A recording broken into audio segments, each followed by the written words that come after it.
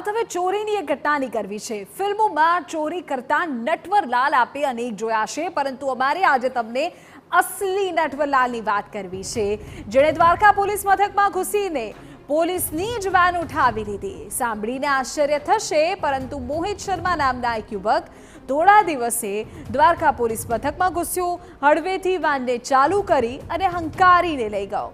પોલીસના કમ્પાઉન્ડમાંથી જ પોલીસની જ વાન ચોરી થઈ ગઈ, છતાં કોઈને જાણ સુદ્ધા ન થઈ। અને આરોપી યુવકની ચાલાકી કહો કે પછી પોલીસની બેદરકારી, પરંતુ આ રીતે પોલીસના નાક નીચેથી વાન ચોરી થઈ જવી એ ક્યાંક ને ક્યાંક સુરક્ષામાં ચૂક દર્શાવે છે।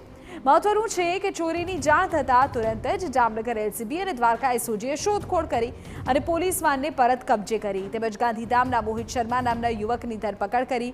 જોકે યુવકે ચોરી કેમ કરી તેનો ખુલાસો નથી થયો, તો પોલીસની તપાસ બાદ જ હવે હકીકત સામે આવશે।